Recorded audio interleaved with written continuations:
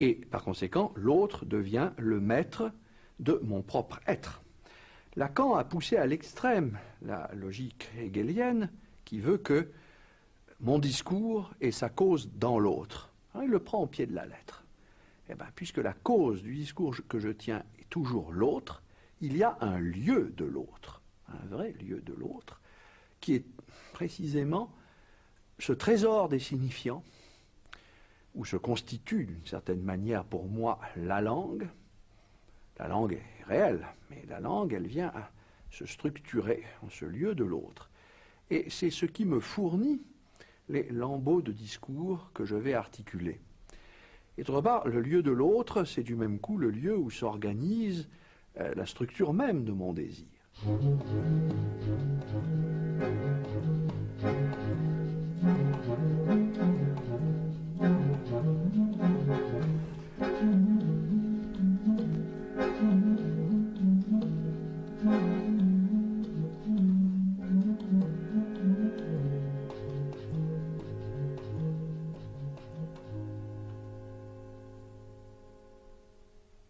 En 1934, Lacan épouse Marie-Louise Blondin, dont il aura 3 enfants, Caroline, Thibaut, Sibylle.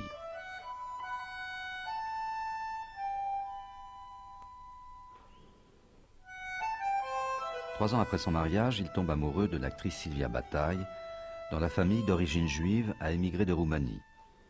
À cette époque, celle-ci est séparée de l'écrivain Georges Bataille, dont elle est toujours l'épouse légitime et avec lequel elle a eu une première fille, Laurence, qui deviendra psychanalyste.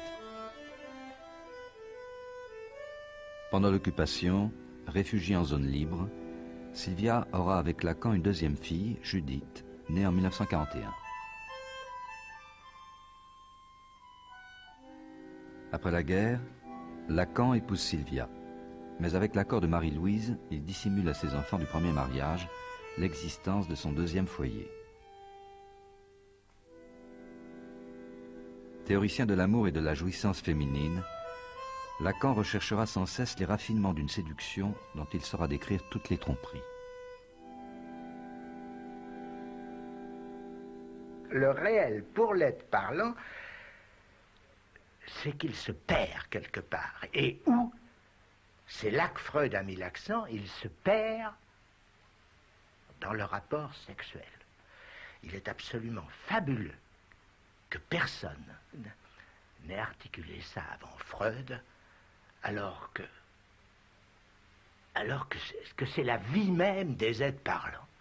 Qu'on se perde dans le rapport sexuel, c'est évident, c'est massif, c'est là depuis toujours, et après tout, jusqu'à un certain point, on pourrait dire que ça ne fait que continuer.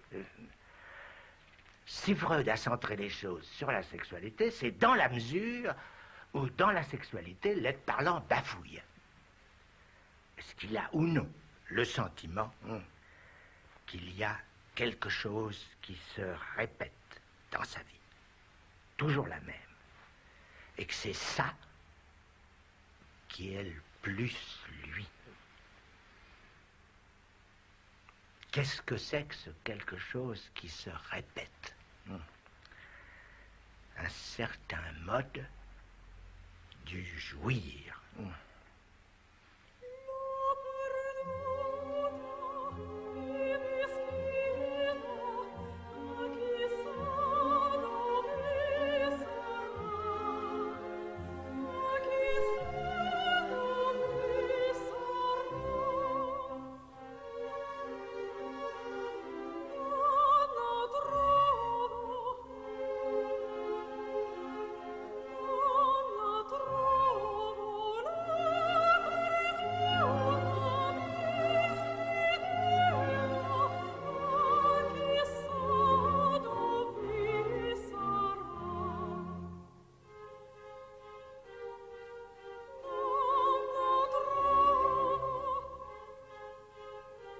La femme n'existe pas.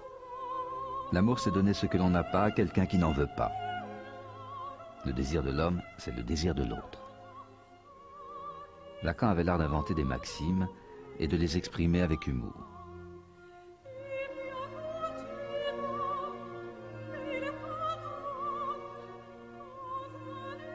Juliette Mitchell, militante féministe engagée dans la lutte anticoloniale, a été la première à introduire la pensée de Lacan dans le monde anglophone avant de devenir elle-même psychanalyste.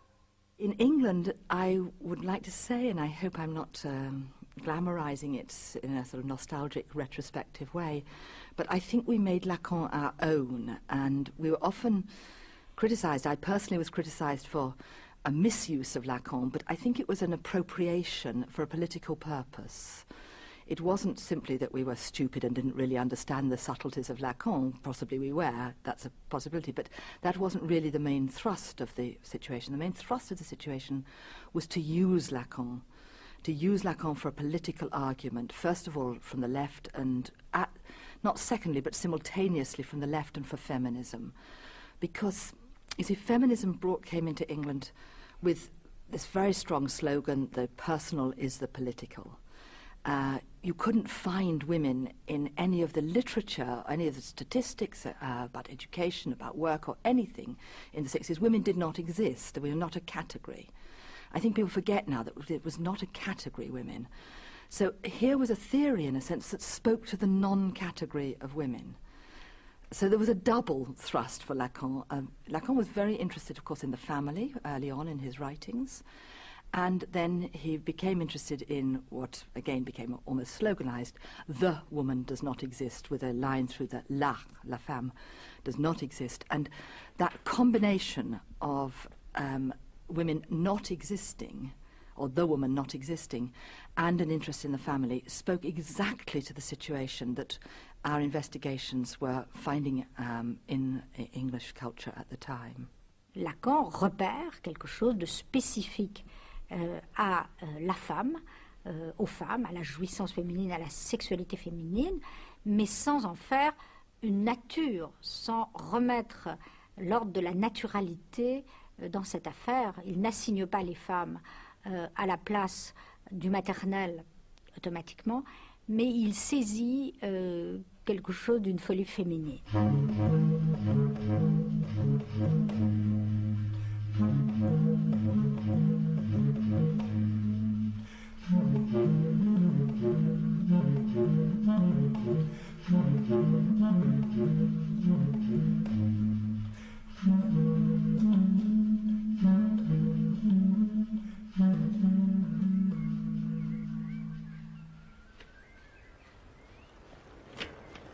La tradition de la présentation de malades, héritée de la médecine hospitalière, consistait à exhiber un patient devant un auditoire de praticiens ou d'étudiants et à lui poser des questions dont la signification profonde était censée lui échapper.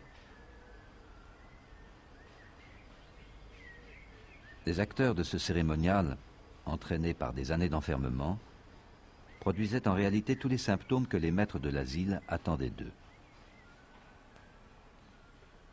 Lacan brise cette clinique du regard pour donner la parole aux malades.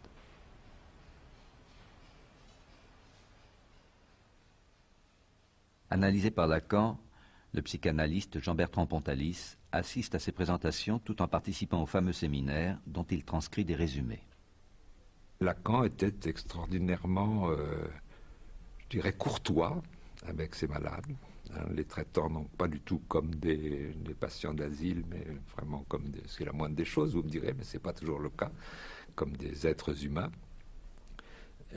Et les amenait peu à peu, créant vraiment une atmosphère de confiance, à les laisser parler très, très librement. Alors pour l'anecdote, parce que c'est assez savoureux, je me souviens qu'une fois il y avait une femme qui était une paranoïaque qui se plaignait qu'on l'a suivie partout. On me suit, on me suit, on me suit, on me suit, on me suit. Et Lacan, à la fin, lui dit « Ne vous inquiétez pas, chère madame », parce qu'il disait « chère madame », je vais trouver quelqu'un pour vous suivre. En entendant par là pour un médecin qui pourra vous traiter. Parallèlement à ça, il y avait donc le séminaire qui se tenait à Sainte-Anne, dans l'amphithéâtre que lui avait proposé le professeur Jean Delay. Donc les deux marchaient absolument de pair. Et Lacan d'ailleurs tenait beaucoup à ce qu'on assistât à son séminaire. Je me souviens qu'une ou deux fois j'avais séché, je parle là comme un écolier qui faisait l'école buissonnière, et je m'étais fait vraiment tenser, pourquoi est-ce que vous n'êtes pas venu mercredi, je ne vous ai pas vu, etc.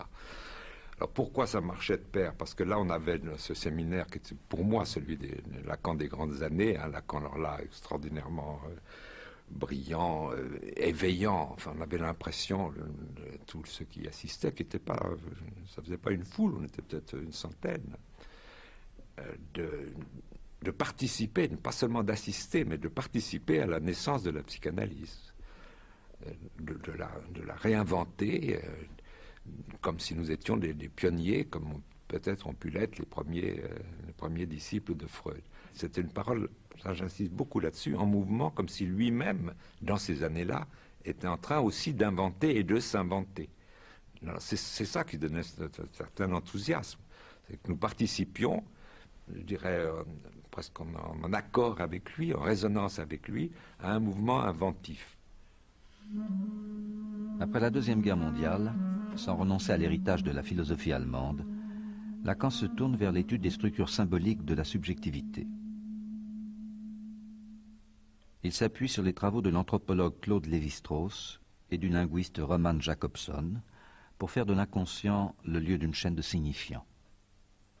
Lévi-Strauss a eu une importance considérable dans ses travaux. Pourquoi? Parce que le problème que résout Lévi-Strauss, en quelque sorte, avec les structures élémentaires de la parenté, c'est de montrer que l'interdit de l'inceste, c'est-à-dire cette coupure, cette obéissance à la loi du symbolique, au fond signifie le passage de la nature à la culture. En d'autres termes, ça n'est pas parce que l'homme a horreur de l'inceste qu'il se l'interdit, c'est bien parce qu'il désire l'inceste. Ça, Freud l'avait déjà repéré. Mais Lévi-Strauss montre que c'est structurel des relations de parenté. On passe donc à l'organisation structurale des relations de parenté qui déterminent les structures symboliques de la société. Et ces structures symboliques sont dominées par des règles qui sont celles du langage. Qu'est-ce que c'est la chaîne signifiante? La chaîne signifiante, c'est la structure de base de l'inconscient, c'est-à-dire du langage, du discours, tel qu'il constitue le sujet humain, puisque les hommes se définissent de parler. Eh bien, pourquoi on parle de chaîne signifiante? Bon, c'est emprunté très nettement, bien sûr, à la linguistique, Ferdinand de Saussure, puis à ce qu'il a connu de Jacobson, etc. Mais ça veut dire que quand nous parlons, nous mobilisons, dans un ordre d'ailleurs absolument aléatoire, des structures, c'est-à-dire des différences. Le langage est marqué par des différences de phonèmes, des différences de mots, des différences... Bon. Et ces différences s'articulent selon une logique. Et Lacan parle d'une chaîne, parce que les signifiants s'enchaînent, et selon une logique, et la cure analytique doit viser à exhiber cette logique qui est propre à tout sujet. Alors, cette chaîne, elle ne se ferme pas, ou plutôt elle se ferme sur un terme absent. Elle est en droit infini, elle ne se ferme pas comme un bracelet, elle est comme un bracelet dont le fermoir sauterait. Et cet endroit où ça saute, c'est là, selon Lacan, qu'est la cause du tout. Comme disait Lénine, dont on rapprochait ça d'ailleurs autrefois de Lacan, n'est-ce pas? Une chaîne est aussi forte que la force de son maillon le plus fort. Eh bien, le maillon le plus faible, pardon, beau lapsus. Eh bien, le maillon le plus faible ici, c'est celui qui à la fois donne sa cohérence à la chaîne et en même temps, le cas échéant, la fait sauter. Et ce maillon-là, c'est l'objet du désir. Cet objet du désir, il va l'appeler l'objet petit a. Petit a parce que c'est un autre. C'est toujours l'autre de ce qu'on croit. Donc il est radicalement autre. Et puis il est à ce point autre qu'on ne peut pas se le représenter. Ce que l'expérience nous montre, c'est que cet un langage dont j'ai parlé et qui est ce dans quoi vous avez tous cru et grandi, que vous avez reçu chacun, disons le mot dans votre famille, n'est-ce pas, n'est pas là quelque chose qui vous a été transmis sans vous véhiculer en même temps toute une réalité frémissante et vacillante, enfin, qui est faite du désir de vos parents. C'est pour autant que dans la formation de chacun, cette incidence par la mère, enfin par la langue maternelle, enfin par ce quelque chose qui est à la fois au principe que c'est vers là que se tourne l'amour. Pourquoi est-ce que vous n'êtes pas venu mercredi? Je vous ai pas vu, etc.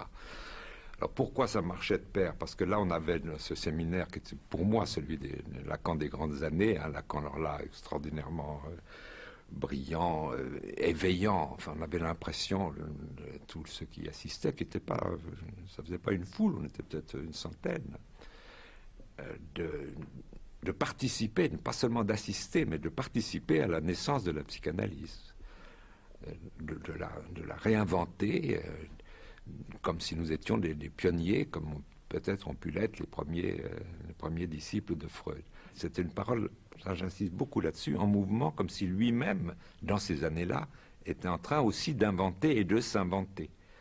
C'est ça qui donnait un certain enthousiasme. C'est que nous participions, je dirais, presque en accord avec lui, en résonance avec lui, à un mouvement inventif. Après la Deuxième Guerre mondiale, sans renoncer à l'héritage de la philosophie allemande, Lacan se tourne vers l'étude des structures symboliques de la subjectivité. Il s'appuie sur les travaux de l'anthropologue Claude Lévi-Strauss et du linguiste Roman Jakobson pour faire de l'inconscient le lieu d'une chaîne de signifiants. Lévi-Strauss a eu une importance considérable dans ses travaux. Pourquoi? Parce que le problème que résout Lévi-Strauss, en quelque sorte, avec les structures élémentaires de la parenté, c'est de montrer que l'interdit de l'inceste, c'est-à-dire cette coupure, cette obéissance à la loi du symbolique, au fond signifie le passage de la nature à la culture. En d'autres termes, ça n'est pas parce que l'homme a horreur de l'inceste qu'il se l'interdit, c'est bien parce qu'il désire l'inceste. Ça, Freud l'avait déjà repéré.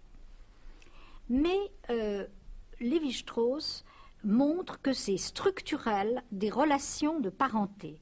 On passe donc à l'organisation structurale des relations de parenté qui déterminent les structures symboliques de la société. Et ces structures symboliques sont dominées par des règles qui sont celles du langage.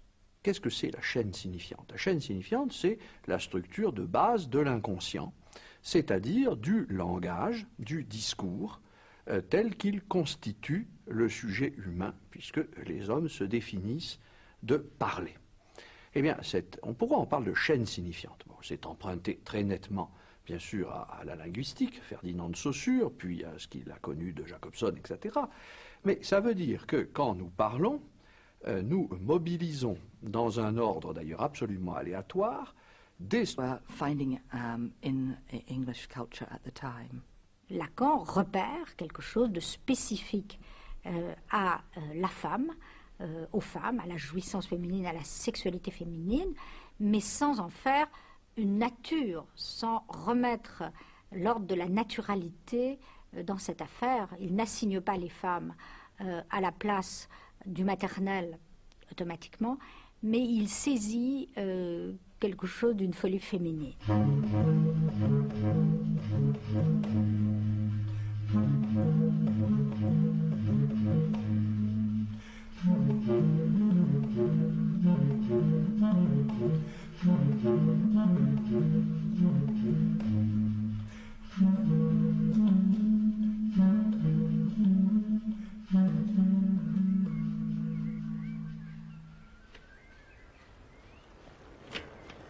La tradition de la présentation de malades, héritée de la médecine hospitalière, consistait à exhiber un patient devant un auditoire de praticiens ou d'étudiants et à lui poser des questions dont la signification profonde était censée lui échapper.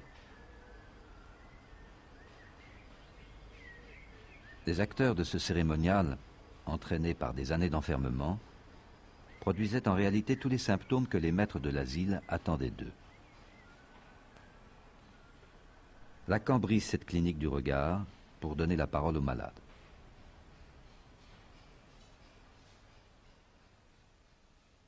Analysé par Lacan, Le psychanalyste Jean-Bertrand Pontalis assiste à ces présentations tout en participant au fameux séminaire dont il transcrit des résumés.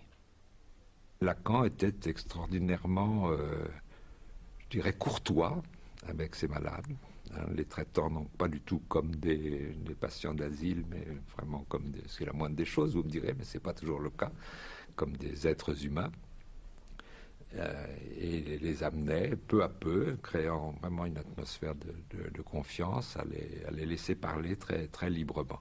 Alors pour l'anecdote, parce que c'est assez savoureux, je me souviens qu'une fois il y avait une femme qui était une paranoïaque qui se plaignait qu'on l'a suivie partout.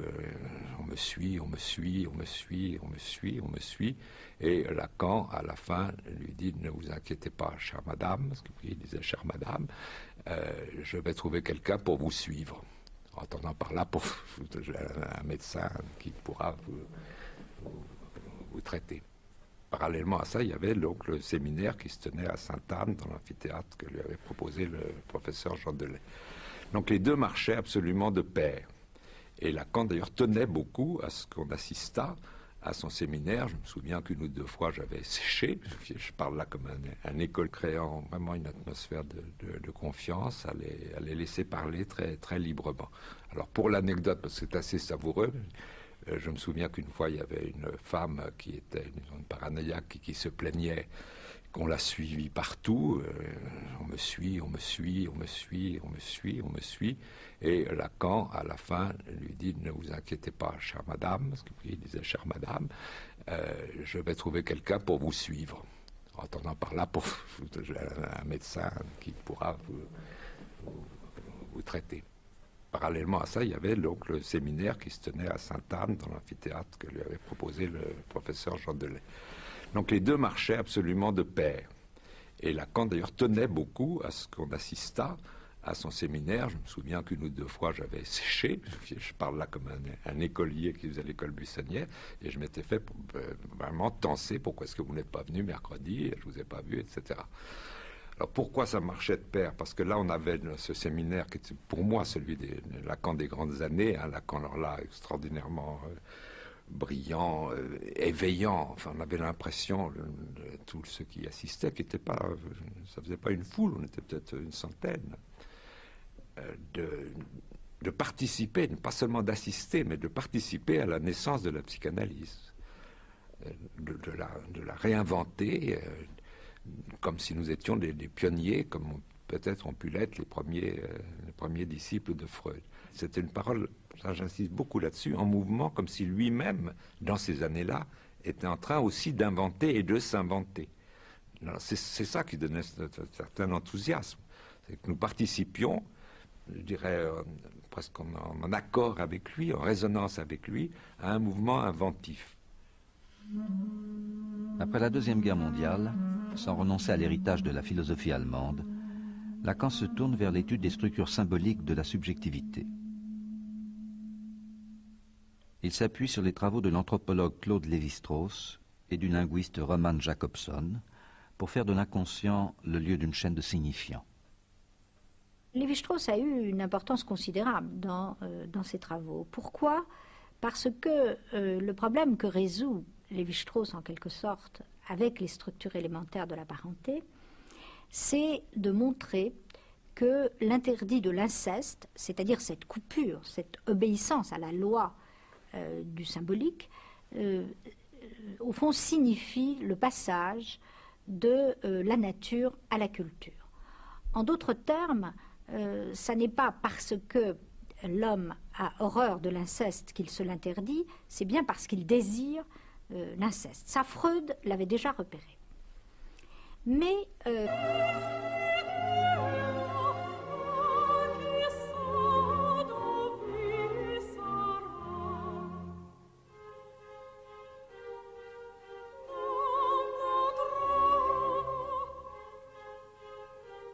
La femme n'existe pas. L'amour, c'est donner ce que l'on n'a pas à quelqu'un qui n'en veut pas. Le désir de l'homme, c'est le désir de l'autre. Lacan avait l'art d'inventer des maximes et de les exprimer avec humour.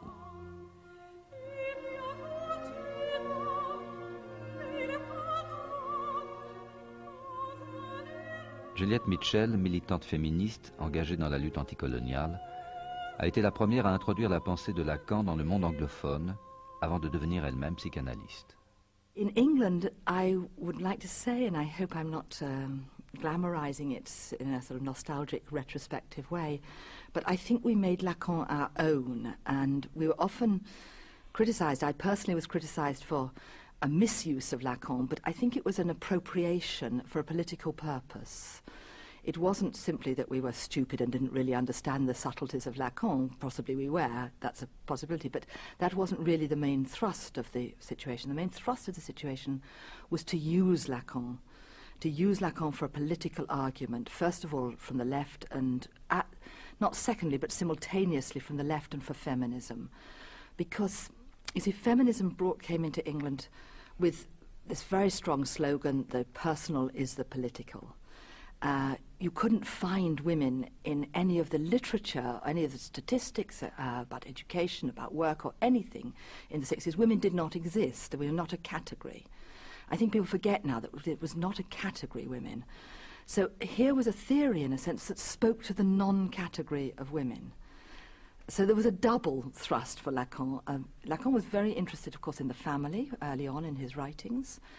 And then he became interested in what, again, became almost sloganized, the woman does not exist, with a line through the la femme, does not exist. And that combination of women not existing, or the woman not existing, and an interest in the family, spoke exactly to the situation that our investigations were finding in English culture at the time. Lacan repère quelque chose de spécifique à la femme, aux femmes, à la jouissance féminine, à la sexualité féminine, mais sans en faire une nature, sans remettre l'ordre de la naturalité dans cette affaire. Il n'assigne pas les femmes à la place du maternel automatiquement, mais il saisit quelque chose d'une folie féminine.